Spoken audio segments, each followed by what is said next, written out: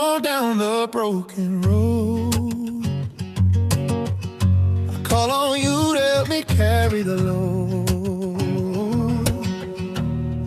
Oh Lord, you never let me down. Thank you for joining us today. Anything you hear in this podcast is not to be taken for medical advice. This podcast is for information purposes only, and should you find something interesting in the information spoken about, please consult your physician further. Hello, and welcome to the Broken Road podcast. We're in season 2. Today I'm joined by Nicole Salzano again. She joined us in season 1, episode 20. So I'm super excited to hear what she's been up to and just kind of catch up. In season 1, we went over your amazing story and the stroke story and the comeback from that. But I don't feel like we really touched on all the amazing things you're doing. And I'm sure you've done even more since then. So how are you doing, Nicole? I'm doing fantastic. God, it's great. You look great. Thank you. Thank you. I did my hair this morning. I'm all ready to go. All right. Well, when we were talking, you said that you had I guess you're going to be going to do some training here in a little bit anyway. So I appreciate you taking a little time for me this morning. 'Cause that's important too. No, anything for you. I absolutely love what you're doing. Man, I appreciate that. Thank you. So I kind of made a list of questions. I've been working things a little bit different. It seems to help me kind of stay on task. The first question I wanted to ask you was basically, if somebody's been following you on social media and all that, what version of Nicole are they getting today compared to 3 months ago? So, and you've been busy. I've been watching. I have been busy, but busy in the most, I guess, amazing way. But I feel like this version of me is very, very raw, very honest. I'm not afraid or not embarrassed to speak about like post-stroke situations. Right. Because in the beginning, especially when I was newly, a year out, even like 6 months out, I was pretty closed doors when it would come to like what I was dealing with, especially to the outside world. I would just say like, oh, I had a broken bone, or oh, I really wouldn't talk a lot. Or if my mom was watching me swim, because I would do aqua therapy, and then people would ask her, well, what like, did she have a like something, because they knew that something was wrong, and I would always say, don't tell them anything, or just tell them I had a broken bone or something. Like, I was not that I wasn't comfortable with me having a stroke, but I thought that this would be just a short-term, not goal, but short-term rather than a long-term. Does that make sense? Absolutely does. I was actually, that's kind of been something that's been on my mind lately, things that I've been talking about with other people and was talking about with Amber, because like there's some amazing stories out there. It seems like I'm having a harder time.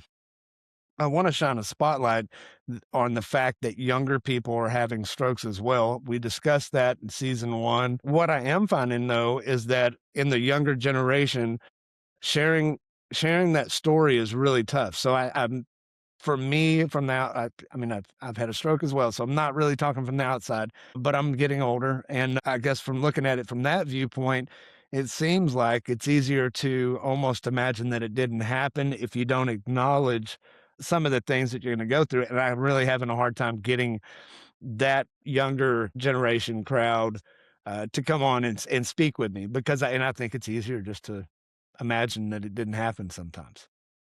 No, I feel like I'm almost 8 years post-stroke. It will be 8 years on Sunday, February 22nd.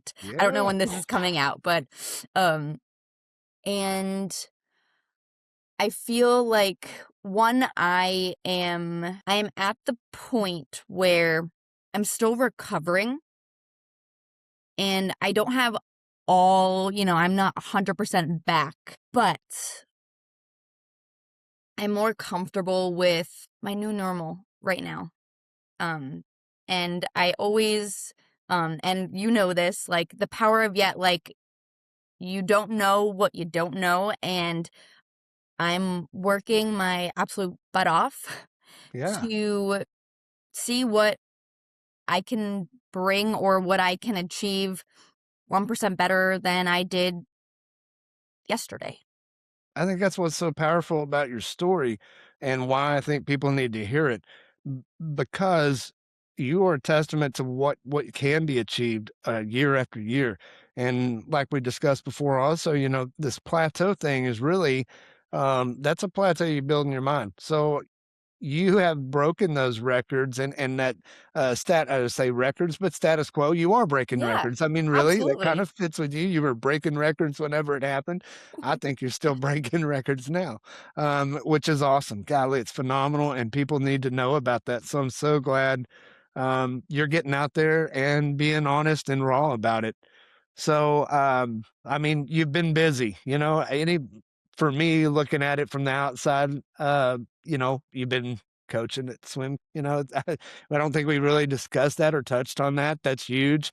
That's your love and passion, and then you're feeding that back in and filling Yes. others' cups, young girls and guys and whoever you're coaching, to show them. And then, man, what a great leader you are, to be able to show them what's possible. I think we talked about speaking engagements as well. I don't know how that's been going for you, but I would imagine it's probably growing as well.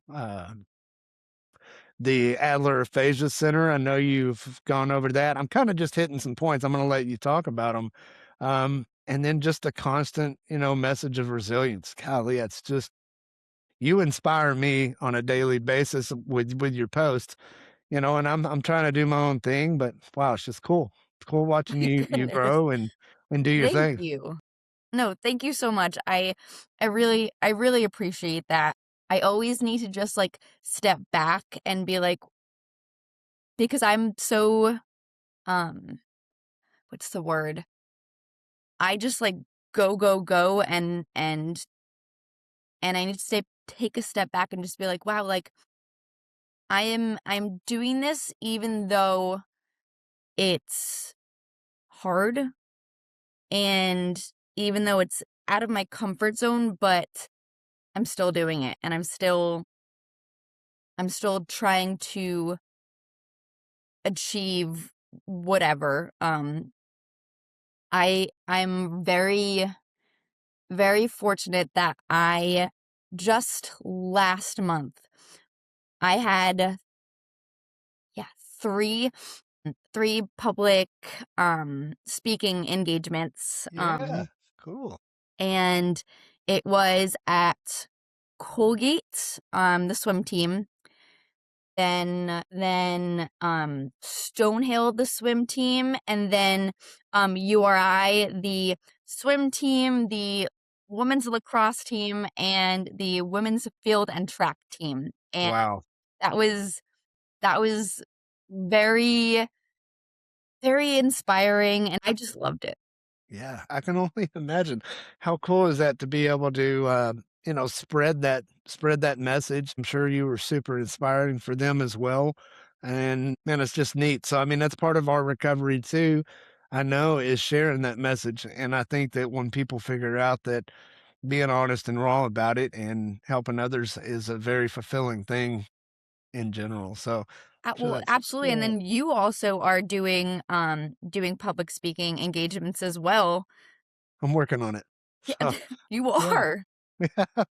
I guess I am doing public speaking. I never really um, necessarily considered myself a public speaker, but wow, now I'm pursuing it full blast. It's gotten really busy. I'm sure you're busy too. So, what are the I guess in the last 3 months, what have you been really busy with, and kind of an overview of that?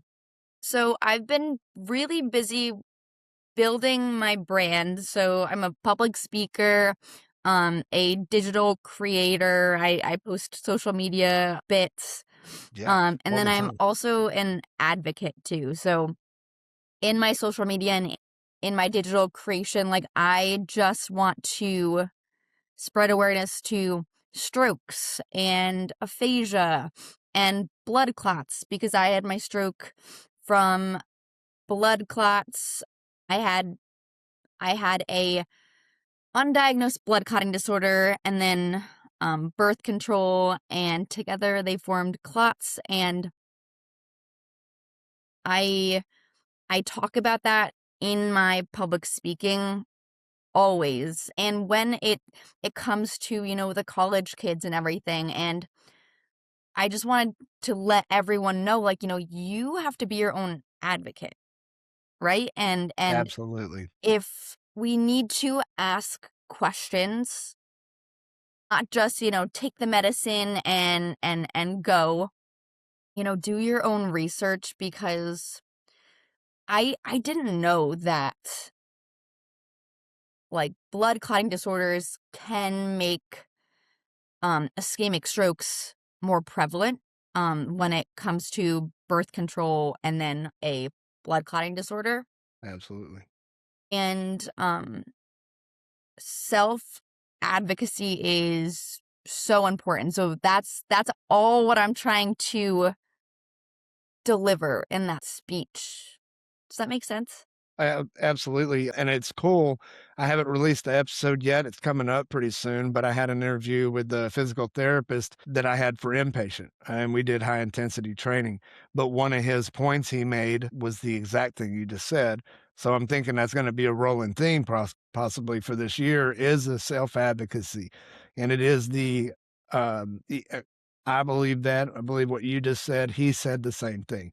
Be your own advocate. Do your own research. I mean, there's plenty of information available out there. You got to be careful about it because you will also get fired by a lot of doctors if you're too ornery about it. I mean, these guys, they did go to school for a long time for that, but there's nothing wrong with asking questions and being thorough about it, especially if you're going to take a medication. Don't just open the hatch and drop it down and hope for the best. I did. Obviously, you did as well. And if we had have known, we probably wouldn't have. Yeah, that's for sure. Yeah, probably is probably not even the right word. Definitely would not have.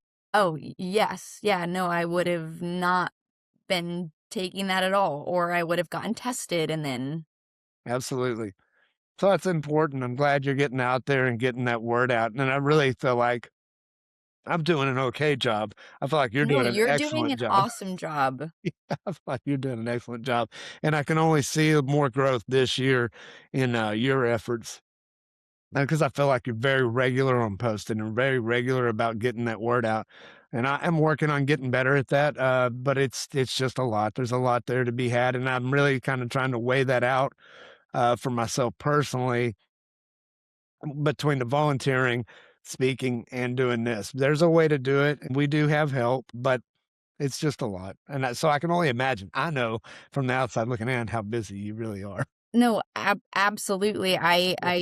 It's very challenging to do all of these, like, wearing all of these hats. That's right. And it's definitely, you have to kind of prioritize, and sometimes priorities, take place and you're like, okay, I need to make a video, but, another day I'm like, okay, I need to not make videos, but I need to email, or volunteer. It's very challenging. For sure. Well, and I'm sure just the same as it is for me, you're making videos to try to spread awareness and to build that brand. That is part of that deal. But the most fulfilling part is the time that you probably spend when you're going to the Adler Center and doing things like that. It's a catch 22. So I want to get to that in a minute. What would you say is taking most energy right now out of your time, out of you? So I would say the behind the scenes of building my my brands, a lot of emails, just writing speeches, because again, I have aphasia, so it's whenever I get an email or whenever I want to send an email, before the stroke, it would take me 10, maybe 20 minutes. Now it will take me a little bit longer because I want to get the right words to convey to, a college professor or an organization that like I am me and I want to go and perform, or I want to go and public speak at their event. I love it, but it's definitely hard work. Yeah, absolutely. No, and I think that's obviously you like a challenge as well. That's part of what drives me. I think we even talked about a little bit about that last time. Um, but it does drain you. It's crazy. I agree with you. Pre-stroke, some of these things were really easy. Cool thing is, for me, I was not a very organized person before my stroke. I have Okay. gotten very organized now because it takes that for me to know, okay, I got to post these videos. I'm going to send these emails. These are the days that I allot that I'm going to go and be a peer mentor and reach out to people maybe I haven't heard from in a little bit, see if I can go see them, lift them up. Uh, it's not a job necessarily, but it is full time. No, absolutely. I mean, I volunteer at the Adler Aphasia Center, and I Right. used to go every week. Now I'm more like every 2 weeks Hmm. because um I have different hats. So I am a swim instructor. So I instruct on Monday mornings, soon to be Monday and Wednesday mornings. Wow. And I am a swim coach. And those that is at night. And then I need to build my brand too. So I'm kind of um it's definitely challenge that I am head on full facing, but also with strokes and everything, we need to take breaks or um and like sleep. Sleeping is probably one of my I want to sleep, but it's a little bit hard. It really is. I agree. I get very little sleep, and it's so important after a stroke to get sleep and let your brain reset itself. Now, why don't you sleep? Cuz I got multiple things. So, one of them is a little bit of chronic back pain, and then I have, which is nerve pain.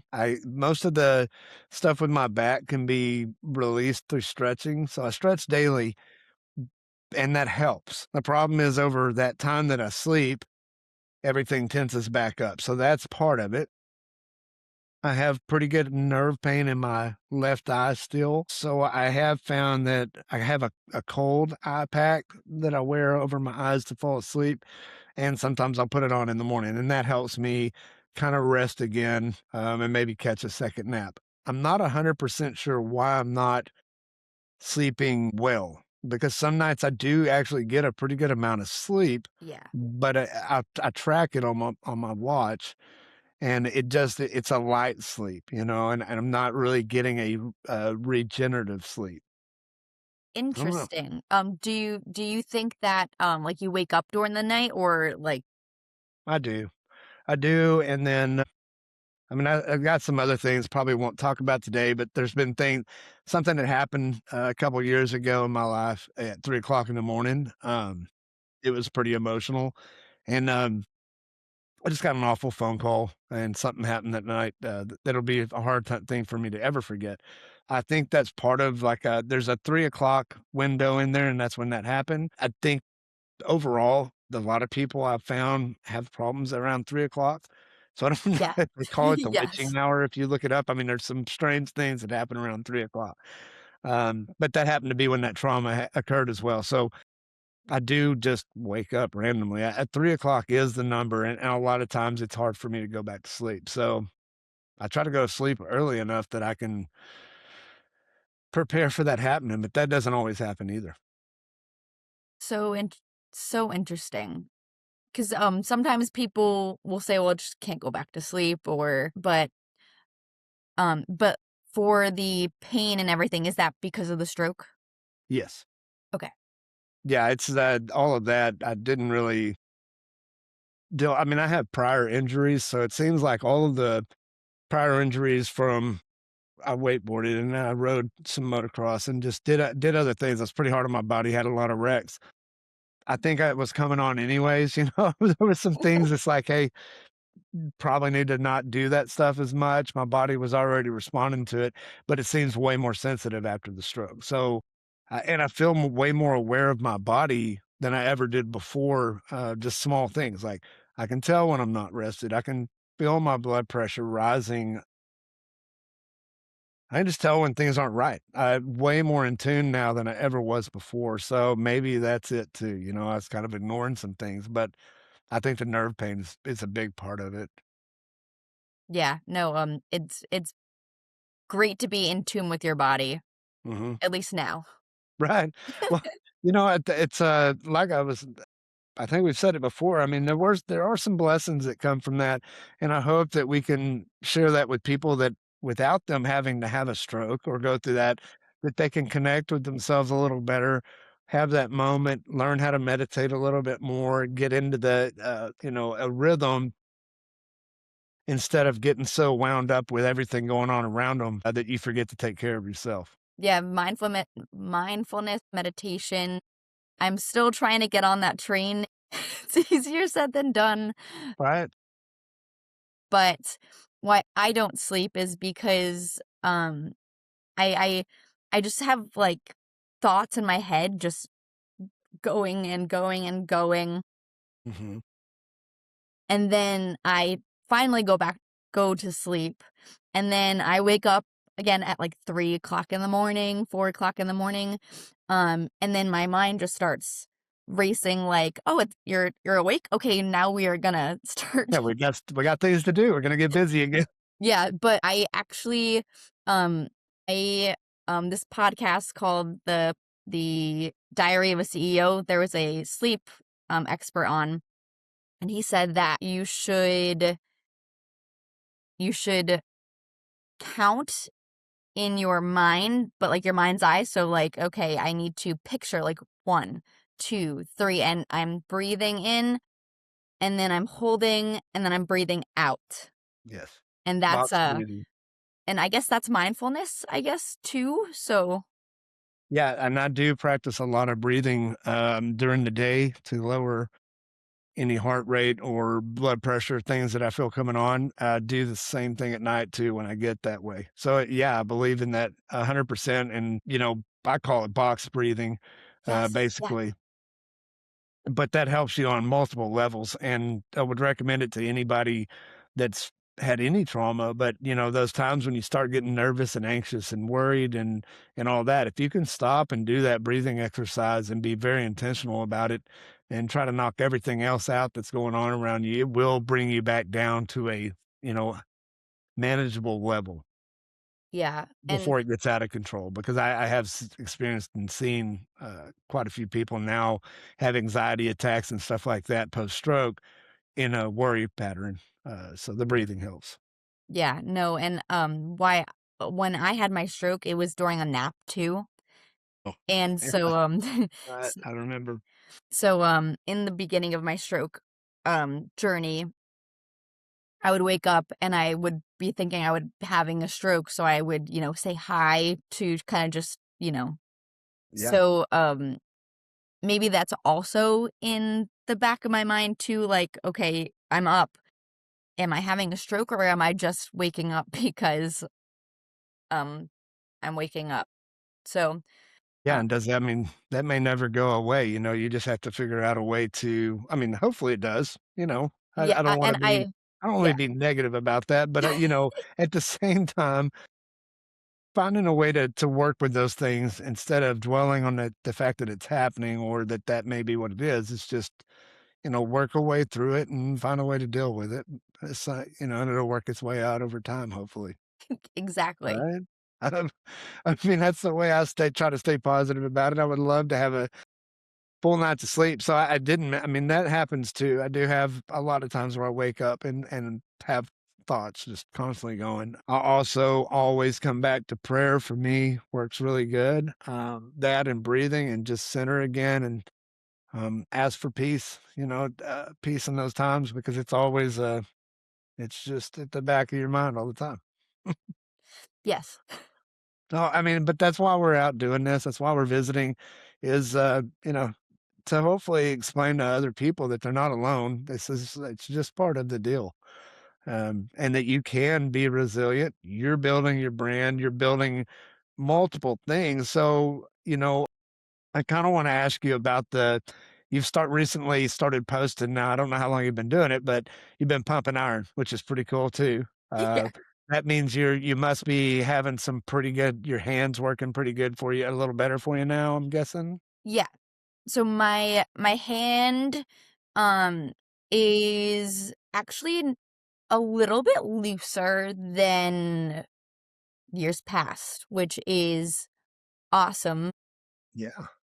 I I don't do any therapies as of right now. I haven't done it in a little while, but I had a study over the summer. I don't know if I mentioned that um the first time we spoke, but and it was like a hand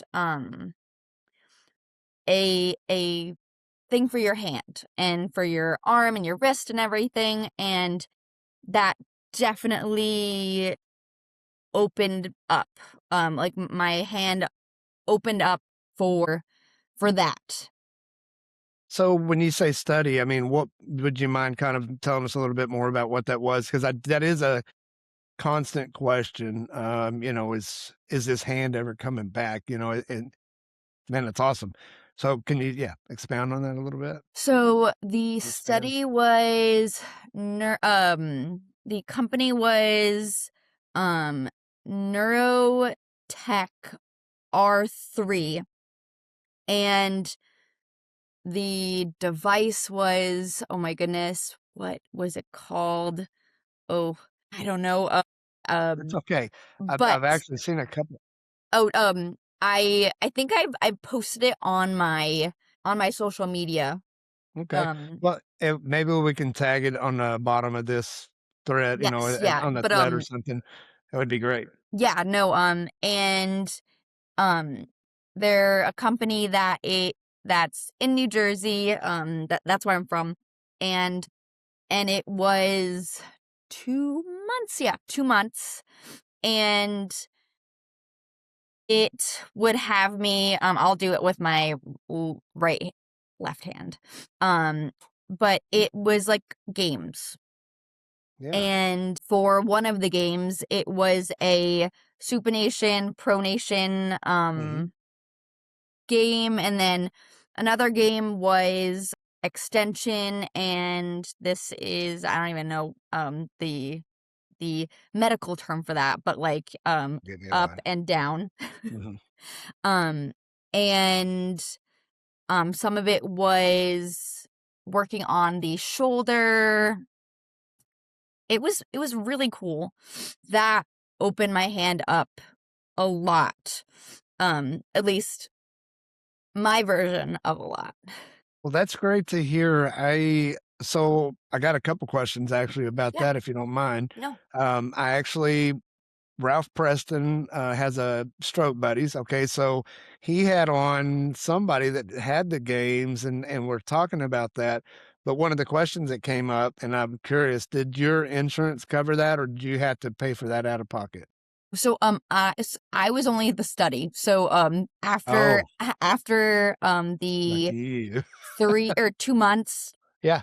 I, um it was a little bit too expensive, so I didn't end up getting the device. Well, I hope for them, I mean, that's unfortunate, and that's kinda where that conversation, grew and then Yeah. fell apart at the same time. Great product, lots of it's awesome to hear that that actually worked for you. I think for me, it's a little bit frustrating that it's not, um, well, first of all, covered by insurance. So, I'm sorry, but $10,000 for a device that is only going to work for me, and then I can't give it to somebody else because it was, specifically made to fit me. And I'm not sure if that's the device you had. No, but I think if I'm gonna guess it's Bioness or whatever, because the Bioness is good, but um it's a lot of money. Right. Well, yeah, and if you're gonna get something like that, okay, I can see that. I mean, it's hard to even gather with the printing, 3D printing, and everything else, how they're really justifying that cost and that. But I realize that development, research, all of those things. But there are people that can afford those devices, but when it's customized for you specifically, then how can you hand that to the next person when that time comes? So then you got these people that probably can afford to have that device. They are going to get the gains from it, but they can't hand it to the next person. So that's not really getting us anywhere either. It's just helping one person at a time instead of, helping the multitudes. Yes, and I just remembered the name. I don't know how I just kind of Ding. yeah, just ding, because I was like I need to look that up. But it's the Neurotech R3 is the company. So to kind of get back on, I mean, we kind of went off on a little bit of a tangent there, which is fine because I did start that and was interested.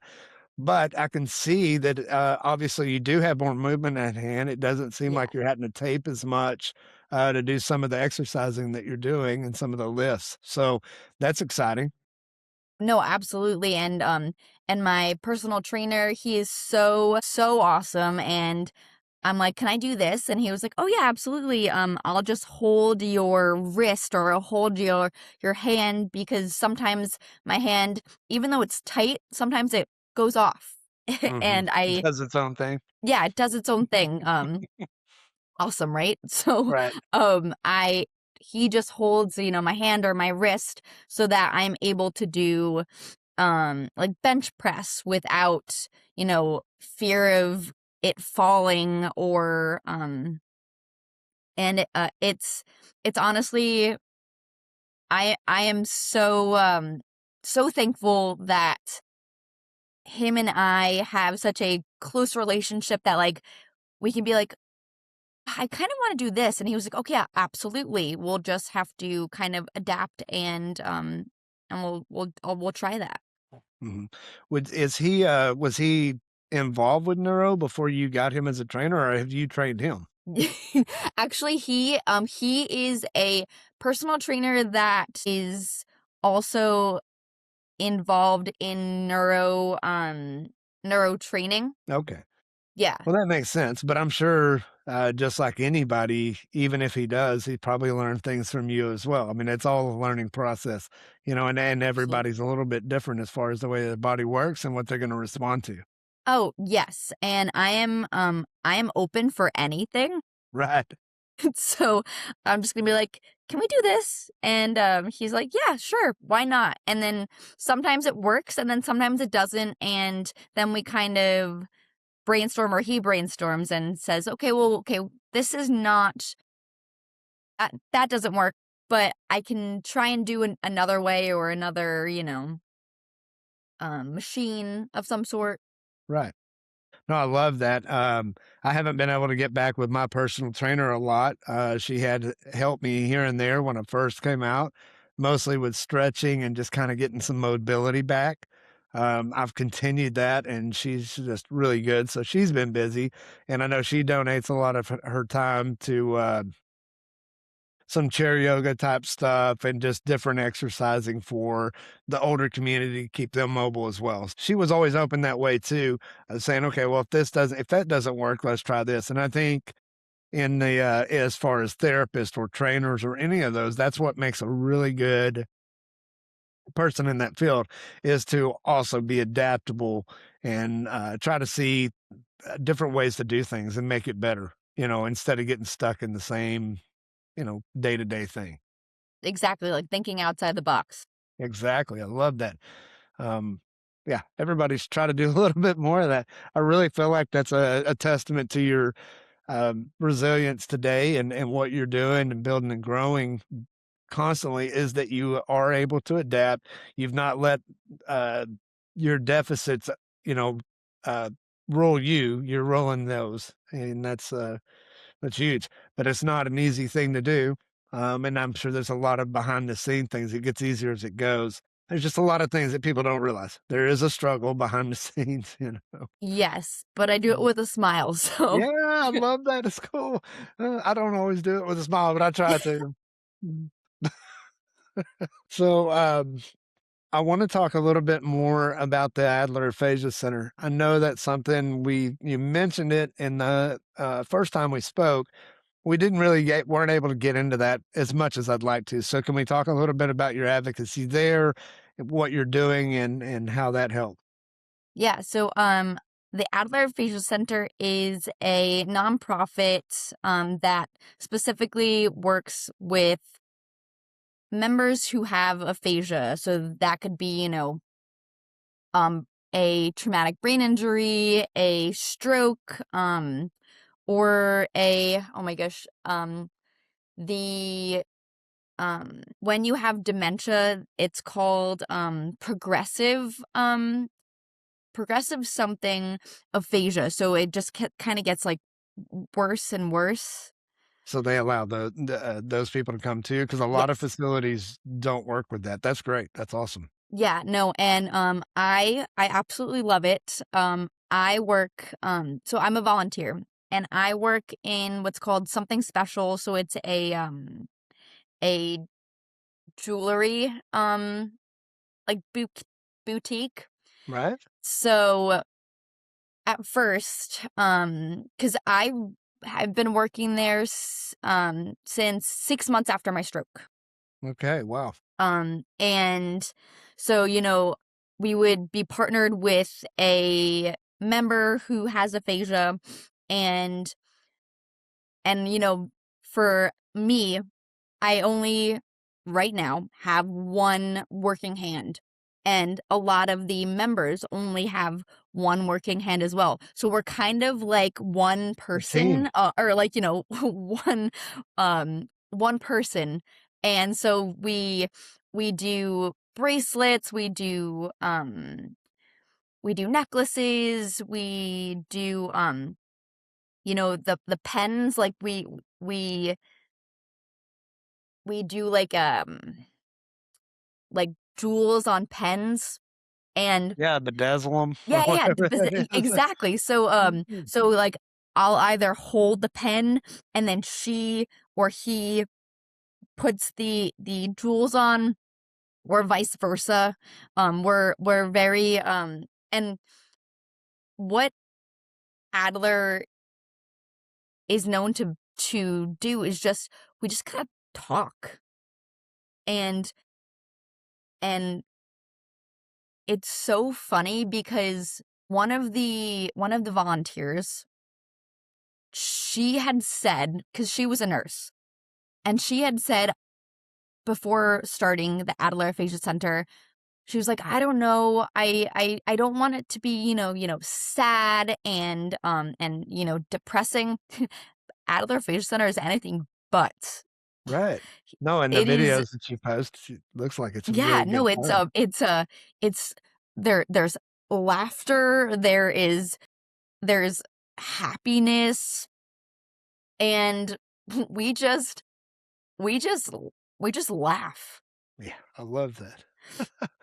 No, And that's and medicine even on its own. yeah, no, and again, myself, I have aphasia, and then the member, they have aphasia as well, and sometimes they're like, "Oh, what's the word?" And I'm like, "I don't know what what." And we kind of go back and forth, like, "Oh, wait, do you mean this? No, wait." And I always try and be patient too, because Yeah. um with aphasia, especially on my end as well, I hate when people try and talk over you because I'm quiet because I don't know what the word is, but I'm trying to get the word, and they they're like, "Oh, do you mean this? Oh, do you mean these?" Like, can we just please pause and just let me find the word? And if I don't, then I can ask you like, "Ugh, like the word is not this, but it's," and I kind of talk around the word. Mhm. Um, but yeah, no, I know I got off on a tangent, but Adler Phage Center is awesome. Yeah, no, that's great, and it doesn't bother me for you to kind of, expand on that, what aphasia is. I know we went over that. I do recommend anybody go back and check out episode 20 as well, where we talked a little bit more in depth about that. But, I think we said when we talked last time, it's just a lesson in patience that I think everybody can learn, and for me, it's definitely been a really good lesson in patience. I think I joked around about, listening to respond and listening to listen. I've learned to listen a lot better these days, I think. So, and that's part of it. I've learned that through talking with people with aphasia. So and sometimes there's a lot of communication that can happen outside of words. So I'm sure that's a special place. I have not found anything, and if anybody happens to see something or knows of something in Texas, I would love to see that in the comments, but I haven't seen anything like, Adler Phase Center here. So I got my hands full, but I would like to hopefully somebody, does listen to this and, is convicted that they need to look into starting something like that here um for people with aphasia and apraxia or any of those, speech issues. So, yeah, super awesome. Well, if you've been there since a couple, what do you say, 6 months after your stroke? I Yeah, mean, that's so I've kind of been like there for about family for you at this point. yeah, no, so You've I've been grown there up for there. about like 7.5 years now. Yeah. Well, that's amazing. That inspires me, and then in hopes that, the places that I go and, going back to the day neuro program and the inpatient that I went through, uh, still go there, try to go every 2 weeks at a minimum. Um, I walk with people and get to see some amazing comeback stories there, and, you know, there's something you're doing it as well when it is hard to have hope when things are stripped from you like that. So, for me, it's so rewarding to be able to go in and give somebody hope, show them what's possible, with a lot of hard work and see them make gains and help them understand those micro wins and what those mean. And that this is they can enjoy the rest of their life and find some hope and laughter and fun in it. So it's cool to be able to walk alongside them. So I hope in 8 years I'm still going to the same place, doing the same thing. I mean, that's cool. No, and I also think that like when we're talking, when I'm talking to, the Adler Aphasia member, or when I'm talking with you, like, um, and I say something like, "Oh, like, I am whatever," and they're like, "Wait, me too," and they feel like they're not alone, and I feel like that is all anyone wants to know, is that like I'm not alone in this recovery, because other people are also feeling like that, or a certain type of way. It's the alone part is what is so hurtful, because it's like, no, you're not alone at all. You pour into so many people and you spend a lot of time out there trying to help others and you're building your brand because this is our future. Do you find yourself you were just saying it, but you find yourself feeling lonely sometimes. For me, sometimes I feel like I'm checking on people all the time and spending all my time doing this, and then all of a sudden I realize I'm like, man, I don't think anybody's checked on me, in a while. I try not to let that bother me because I'm it's not why I'm doing this, but is that something you experience from time to time? Um, yes, but I also for me personally, I'm I'm a perfectionist and people aren't perfect and I set such high expectations for myself that the self-doubt is much higher, Yeah, if that makes sense. right. Um, but I just need to reframe my perspective sometimes and just um be like, I need to do this and I need to do that. Like, just calm down. Okay, we're just gonna breathe and everything. But when it comes to other people checking in on me, I feel like I have a good support system where they do check in on me regularly. Well, that's good. Yeah. That's good, and I do have it there, so I don't want it to sound like no No, one checks on me, no, but I no. do have the days where I'm just, I feel like I'm out there, trying to do this work, and I want people I'm passionate about it, I want people to know and understand, and sometimes I do feel it's hard to express that. I can't it's hard to I feel like I'm just that guy that's just sitting there constantly knocking on somebody's head, Yeah. "Hey, this is it. Hey, this is it. I'm reading all day long. I'm spending this time. Hey, there's all these people that are in these hospitals that don't have anybody. Go spend some time. Take time out of what you think is important, and make time for other things that are very important." So it's awesome to be able to watch you do what you're doing and know that I'm not alone in this battle, and you're not the only one, and I'm not the only one.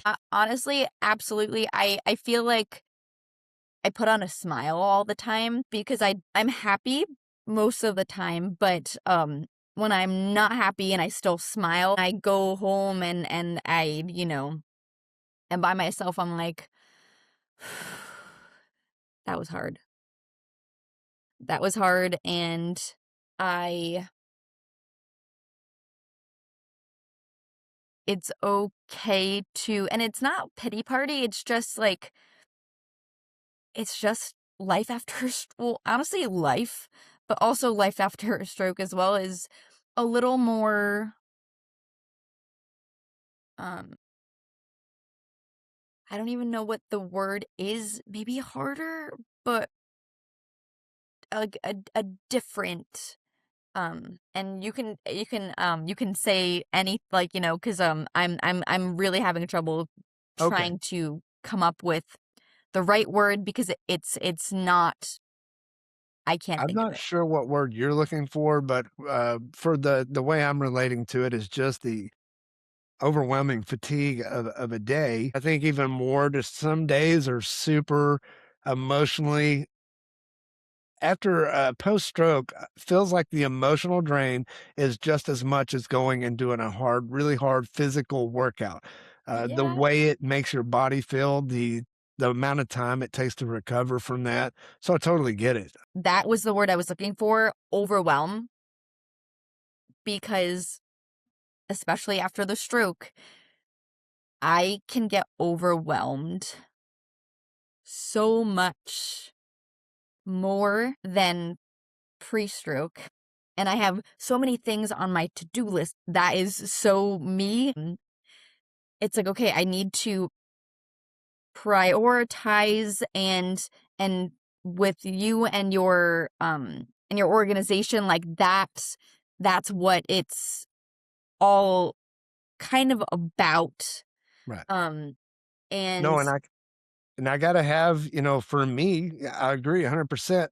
For me, it does get very overwhelming when I do not plan properly, because I am thinking way more than whatever's like right in front of me. I'm thinking, okay, I got, yeah, I mean, it just takes planning to do anything. before the stroke, and then, after the stroke is just takes that much more. So I always joke that I have a reminder to remind me that I have reminders that's what I'm supposed to do. And I, wasn't a spreadsheet guy. I got spreadsheets and I got reminders that I have a spreadsheet because I'll forget that I've already, spent 4 hours trying to like log all this stuff down that I need to do for the next month. Um, and I had somebody the other day, I don't operate properly anymore that way. So, like, somebody saying, "Hey, okay, I can squeeze you in on," let's say it's a Friday, and they say, "I can squeeze you in Monday," and I'm like, no, I'm sorry. I need, like, 2 weeks, I really gotta plan things that far ahead, and I plan and have days in there in case something I just have a day because I'm sure you still experience days. It's probably easier to push through it. I'm still having days when I push through it sometimes, but some days there's just no pushing through it. I'm like, man, there's just no way, and I had to cancel some things because my body's just not having it, or I don't sleep properly, and without rest, my brain is just shut down to taking care of the major things. No, I mean, absolutely, and I mean, for you, you're only 2 years out. They basically said as far as the workload that I did and the businesses that I had, that it would be unsafe for me to be making construction calls. So, but, yes, there's work involved here. But I yes, mean, absolutely, the podcast and your social media, I mean, um, I wasn't there yet when, 2 years post, like, you're doing so much, and it's only 2 years. right. I've been very blessed. No, and I just want you to know that, like, that takes so much work, but also determination, like, you're you're doing it and to help others. Absolutely. No, and I do have help on the constant post. I do find a lot of the content, but I do have somebody that helps me actually frame that and post that for the Monday motivation and Fridays and all of that. There's no way. This is kind of my main gigs plus the volunteering. So I appreciate it. Yes. Right now, my main motivation is to build something. Um, and spread the word, and be able to help others. I mean, the nonprofit, even if we're still trying to get that kicked off. It's very fresh and new. Um, I really just want to be able to provide for others and help them. There's somebody else I know right now that I was mentoring and went back up there to see them. And I said, well, where are they at? And they said, well, their insurance dropped them. That's so frustrating when you know that you're talking to somebody that they need that therapy and then all of a sudden they're dropped out. It's just, Yep. It oh, it's frustrating. Yes, but also you the saying, and it's like, for my swimmers or for, like, anyone, like, you can lead what was it? You can lead the horse to the water, but you can't make it drink. That's right. No, for sure. Yeah, that's a whole nother part of that. But I just want to, I mean, that's my hope is that we will grow this nonprofit where when I know somebody, their loved one calls and like, hey, really would like to get my husband, daughter, son, aunt, uncle, grandpa, whatever, grandma, I'd like to get them some more therapy, but our insurance isn't carrying us anymore. Or I would really like to get them this therapy that insurance doesn't cover, which we did. We were able to raise some pretty good money for Nathan. Not what I expected, but anything is better than nothing. I'm not going to be. And they were very thankful. And he was able to get through a couple of different fundraisers, but the hyperbaric oxygenation, that helped tremendously, he said, and then also did the stem cell therapy as well, Yes, and has had. I'm gonna have him back on because he seems to be doing a lot better. So that's awesome. I think that along with time, he was pretty fresh, less than a year when I talked to him originally. So anyways, but that's where I want to raise money for is I want to be able to just go, hey, okay, cool. thanks for reaching out, fill this information out, and let's get you the help you need. I don't Absolutely. want anybody to not be able to get proper therapy that needs it, and it's critical with stroke to get the proper therapy and proper support. Absolutely. So, and it's just like wanting, I'd like to have you come down and speak at an event for me. Those are all things I'm working on as well. I'm hopeful this year, that we're going to do working on our speaking events. I think we are going to do an event at our first fundraiser, hopefully at Chicken Pickle. I don't know if you've ever heard Chicken and Pickle. No, but it sounds delicious. It's pickleball and chicken. But it's a really cool place. Look it up. Really neat venue. The food's great, and then they actually have, the one particular location we went to, it's huge. I think they had 8 or 10 pickleball courts, which I have you seen a pickleball court? Yep. Yep. Okay, so and the way we got involved with them was, Taylor Nichols is heads up and created their adaptive sports program. No So way. yes. So he's on the board of United Spinal and a couple other different nonprofits. He basically has spent his time and his advocacy is in helping people that have spinal cord injuries, stuff like that. Um, Yes. and then Luke and Jen that help with the Broken Road Project, they were in one of the episodes.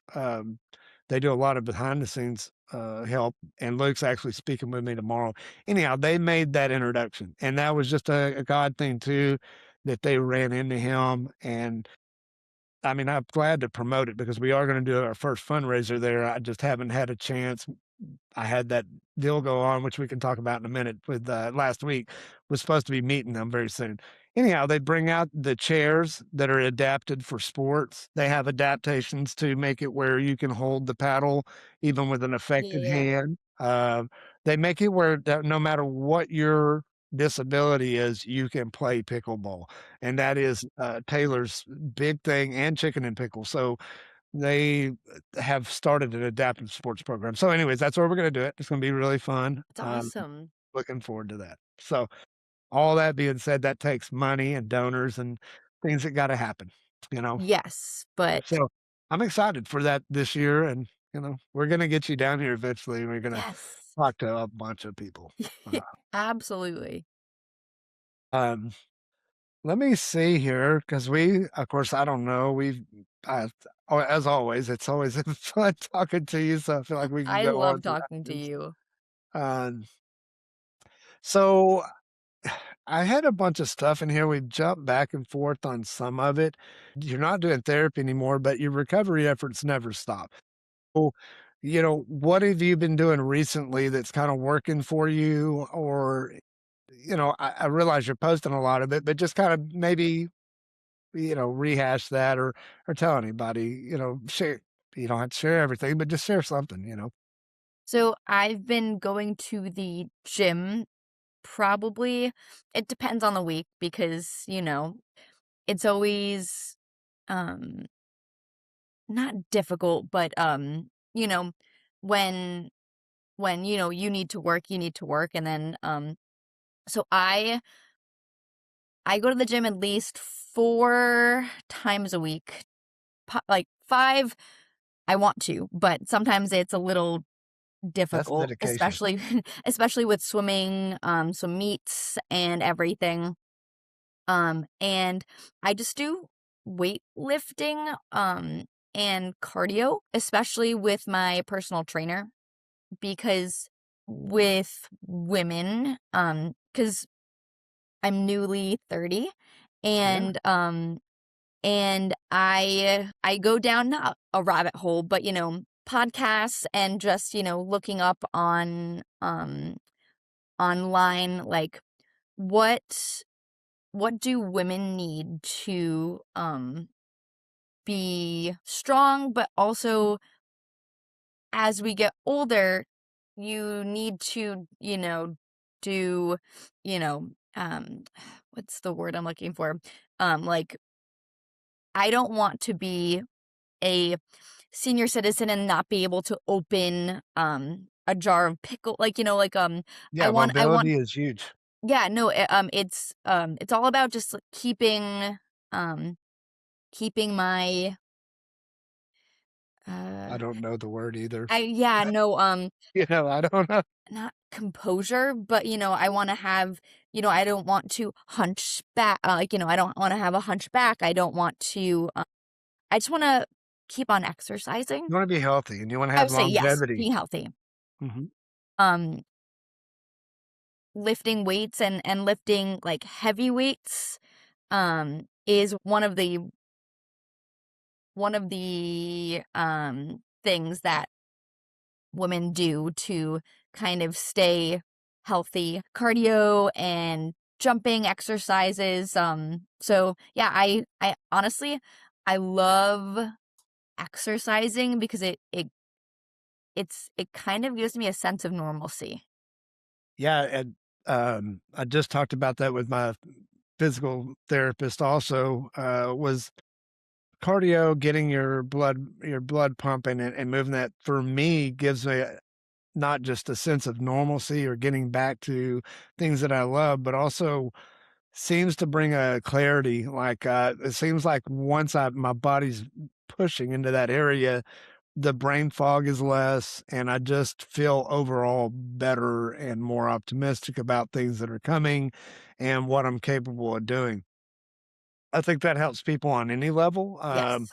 And but it's very hard to achieve. I think that's something to point out for a lot of people that have had stroke, getting to that level of cardio. I mean, there's been a you've done a lot of work to get to that point to be able to do that. It's not like you started yesterday or I mean, 8 years ago and started doing that. I don't No, know how yeah. new that is for you, but I'm sure it's been a work in progress to get to where you're at. And it's awesome to see you lifting the weights. I know that that's, yeah, didn't happen just overnight. No, it took a lot of hard work, dedication. It's honestly, for like stroke survivors, it just one takes consistency. Yes. And not even, the lifting weights and everything, just consistent, Squats. yeah, I would say squats or, walking, or if you're not walking just yet, balancing like something where it's just like consistently, every day, or, every other day, something. Yeah, and I think that's again, I feel like all of these things relate in general, but it's so important as a stroke survivor to find some consistency for multiple things. I find that consistency in prayer and reading the Bible and working out and walking and those are goals that I have every day. It doesn't mean that I always hit all those goals, but they're goals that I have. I know that those are things that I desire to do and that I try to make. Well, I make time most days, more than not, even when I'm not feeling 100%. And I attribute that to part of my recovery as well. I feel like it would be easy to just roll over and give up some days. But that's not in my personality. But I do see in my travels, the people that I speak with, that there are better gains from people that have goals and have hope. And Absolutely. when those things aren't there and there isn't consistency, you can expect very little as far as gains go. It's not like you're gonna sit there still and things are gonna just happen for you. And that is relatable on multiple levels. Absolutely. Just making small goals too, because some small goals that can be attainable, because if you're thinking, large goals, and um that's awesome, that's so great, but also maybe dial it back a little bit so that you can be like, okay, well, I can't run yet, but I can walk, and I can walk a little bit faster, and with more of a cadence, and just it's better to hit attainable goals than to have such a large goals that you just can't attain yet. For sure. Well, I mean, it would be for me to relate to that or try to make that relatable from my end. It would be like me setting a goal of saying, okay, well, by the end of this year, I'm scaling the mountain that I scaled before I had my stroke, and I'm going to go stay up in a tent for a week. That would be at this point very hard to achieve. If I was being completely realistic, it's not that it's not something I don't want again, and that I won't try to get to, but a realistic goal for me right now isn't achieving that 8 miles that I want really bad, to get out of my walking and then eventually be able to jog again a little bit. Right now, for me, a micro win is, okay, I'm walking 2 miles a day. That's huge, Yeah. alone, and I've worked really hard to get to that point. But the micro win I'm working on right now is that my gait and that the way that I'm walking and the width of my stance is more like normal instead of so wide and waddling almost when I walk, to get that looking more like it should and feeling more like it should and standing up a little straighter, all of those things, those are micro wins for me right now. And Exactly. I think for me, there's a balance of building up to a goal. My goal was to get to where I'm at right now, walk wise. I'm there, but now I'm looking I'm stepping back a little bit and saying, okay, how can I do this, what I'm doing right now, better, instead of how can I do more of what I'm doing? Is that Exactly. 1% okay? better every day. Right. I love that too, man. So the power yet, and I actually totally forgot that and I am going to work on this, but I want to get you a shirt, Oh, it's a yes. broken red shirt, red one, that says the power of yet on it as well. I really think that's cool. Yes. Yeah. Thank I you. want to support that. Um, so I think we're getting close to wrapping up. I'm sure there's some things that you want to talk about as well. One last question for me would be just like, before we get to the very end, I do have a question at the end always. But where does your hope come from these days, I guess? That would be one question before I close out. So I think that my hope comes from my support system.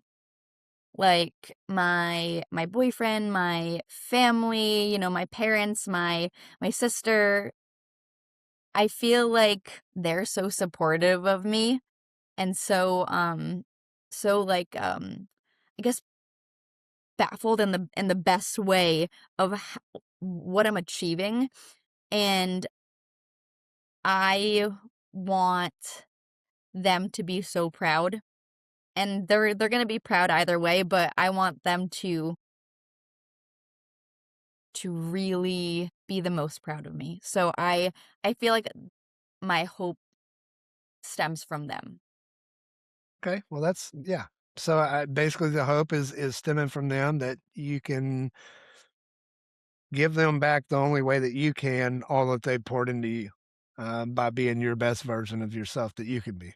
Correct. Absolutely, yes. That's awesome. Did you have anything that you wanted to ask me? I know we kind of visited a little bit before we started the podcast. How's your dad?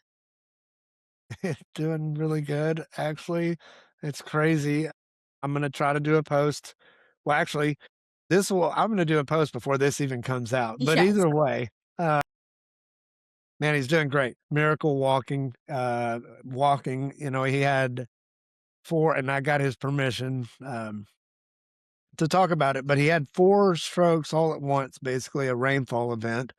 They're still trying to figure out exactly where that came from, whether it was actually from the heart or from an clogged artery. But they did uh, go up through there and check this part, and it was fairly clean or attached. And I'm sure you know kind of what that means as far as plaque buildup goes. There's no loose ends on it or something that would cause a rainfall event. So now he's wearing a monitor, just to kind of check and see if there's something going on there. But he had that, and then he had a major stroke in his parietal area of his brain, and that was where the big stroke was from. So by the time that they actually told me that anything was going on, which that's going to be part of my post, said just go to the hospital and get checked out if you have little things going on, because the little things could be something way bigger. Uh, but by the time I went, I just did the eye test with him, followed, and he followed me one direction, but then his eye got stuck going the other direction, and it was just an automatic, I was looking at him trying to stay calm, and at the same time, I knew, like, we had to go right then, that he had probably already had a stroke or was currently experiencing one, but he thought he was following my hand, and he wasn't. His eye was just still looking straight as I went over, way over. His right eye was following one, the left eye was staying straight. I think it was either way. Um, so we spent a week there. Really was super stressed out, not sure. It was hard to describe to him the depth and the seriousness of what was going on. Even though he's walked alongside me in my journey, I don't think he realized how serious that was. But he stood heavy on his faith and said that he was going to be okay and that, God had a plan for him. And if he was done with him, he was going to be done with him. And if he wasn't, then he was going to be leaving that hospital and was comfortable with that. So that gave me some comfort. Doesn't mean that me knowing what I know and talking with doctors and nurses and therapists the whole time that I'm not stressing, knowing how critical this could be. But he was in good shape, and really by the end of it, brought a light to that level of the neurology department. It was neat. All the nursing staff and therapists knew what I was doing by the time we had left, So I mean, I'm always out there, here's my card, here's some Yep. flyers, we're talking over here. Please give these out to anybody you can. If there's somebody on this level, I realize you can't tell me about their actual thing, but if they have a caregiver, I'd be glad to talk to them. So all those things were neat. Probably going a little past the question, but was the experience. And came home and is doing really good. It's hard to describe the amount of, very joyed, but to see him back home and in his element, and it's a miracle. There's just no other way to describe it. How did you feel when you knew that he was having a stroke? It was hard. I, uh, I didn't think I really kinda thought I would handle it a little better, but it was pretty tough. It was scary because I knew what was going on, and, man, it was tough. I'd have a hard time describing what it felt like. I knew what I was looking at, which is strange, I, had that moment where, like, "Well, okay, I know what's happening here. I know what we gotta do, so I know all the things. I know the ins and outs," but I didn't know, and I felt like I did pretty good. I stayed fairly stoic. I dealt with that when I wasn't in front of him. Now that when you ask me that question, it's a little hard for me to hold that emotion back, but it was heavy. I just thought, "You gotta be kidding me." You know? I would say, like, again?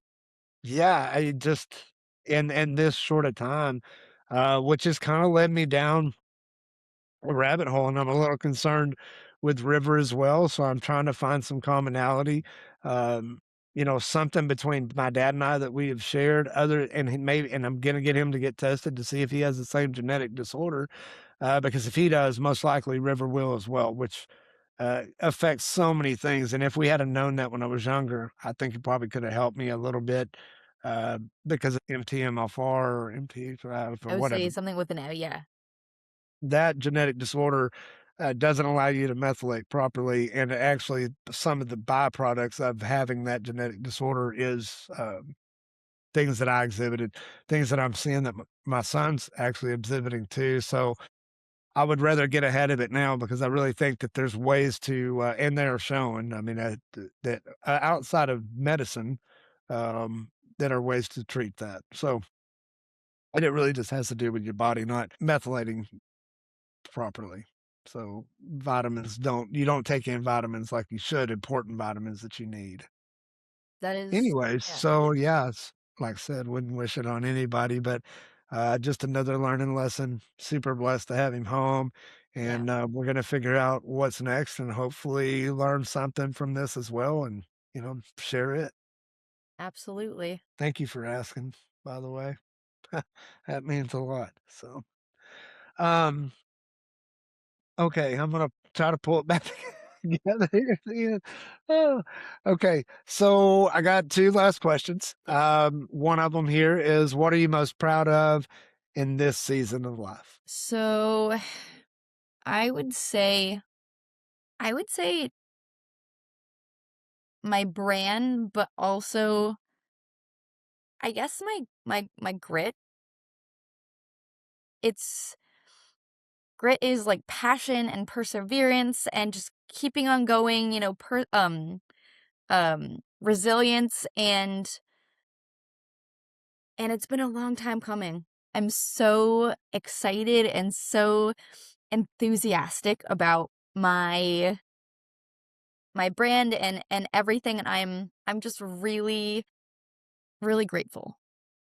So we're going to post that again at the bottom of the deal, the bottom of your screen, and then we'll put it in the tags. But can you tell us your website again and mention that? So it is www.nicolesalzano.me. Okay. Perfect. Yep. We'll put that on. I don't know if I put .me or .com. I have to look back now. I have to fix that. If it's .me and I didn't get that right, I apologize. That's okay. And then, I asked you last time, I imagine it's probably the same, but, words of wisdom from Nicole Salzano. You've said a lot already today. But, feel free to hit your tagline, as well, but, something So for somebody that's struggling right now that needs to hear some words of encouragement. so I it's actually the title of my public speaking, Just Keep Swimming. Oh, Just keep swimming. You can do this. You have the power to change your mindset, change your beliefs, and change the trajectory of your life just with a positive mindset, the power of yet, but just keep swimming. yeah. Well, that's cool. Yeah, so, I mean, we don't wanna sink, right? Yeah, we don't want to sink. It's either sink or swim, and we would rather swim. Absolutely. Yeah, that's cool. I love it. Awesome. Well, thanks for joining me again. It's been obviously my pleasure to have you on again, and I'm excited to do it again. So I think we kind of make this a regular thing. I think you're a great guest and always super inspiring. Thank you so much. I had Yeah. so much fun. Cool. Well, thank you. We'll catch you on the next one. Absolutely. Bye. I'll do my best one day at a time on the broken road, on a broken road.